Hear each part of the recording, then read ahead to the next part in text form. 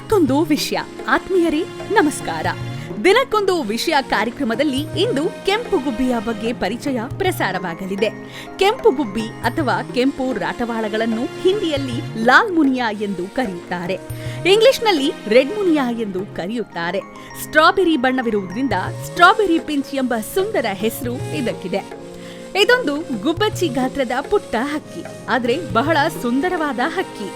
ಗಂಡು ಹಕ್ಕಿಗಳು ಪಂಜರದಲ್ಲಿ ಸಾಕಲು ಯೋಗ್ಯವಾಗಿ ಇರುತ್ತದೆ. ಇವು ಸಾಕಷ್ಟು ಮುದ್ದಾಗಿ ಇರುವುದರಿಂದ ಇವುಗಳನ್ನು ಖರೀದಿಸಲು ತುಂಬಾ ಬೇಡಿಕೆ ಇದೆ.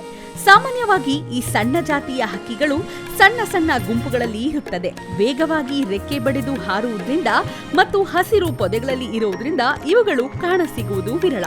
ಈ ಹಕ್ಕಿಯನ್ನು ಬಾಲದ ಸುತ್ತ ಇರುವ ಕಪ್ಪು ಬಣ್ಣ ಅಥವಾ ಕೆಂಪು ಕುಕ್ಕಿನಿಂದ ಸುಲಭವಾಗಿ ಗುರುತಿಸಬಹುದು. ಭಾರತದಲ್ಲಿ ಗುಜರಾತ್ನ ಅಹಮದಾಬಾದ್ ಕೆಂಪು ಗುಲಾಬಿಗಳ ನೆಲೆಯಾಗಿದೆ.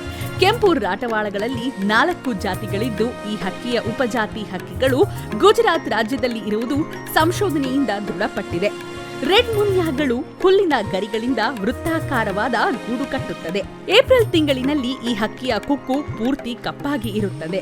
ಮೇ ತಿಂಗಳಿನಲ್ಲಿ ಕೆಂಪು ಬಣ್ಣಕ್ಕೆ ತಿರುಗಿ ನವೆಂಬರ್ನಲ್ಲಿ ಕುಕ್ಕಿನ ಬಣ್ಣ ಮತ್ತೆ ಕಪ್ಪಾಗುವುದು ಈ ಪುಟ್ಟ ಕೆಂಪು ಹಕ್ಕಿಯ ವಿಶೇಷ. ಈ ಹಕ್ಕಿಯ ಕುರಿತು ಒಂದು ದಂತಕತೆ ಇದೆ.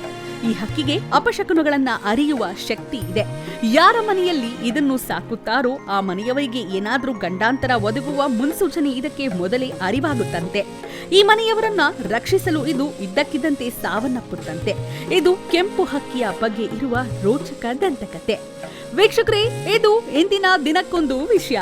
ಮತ್ತೆ ಮುಂದಿನ ಕಾರ್ಯಕ್ರಮದಲ್ಲಿ ಭೇಟಿಯಾಗೋಣ. ನಮಸ್ಕಾರ.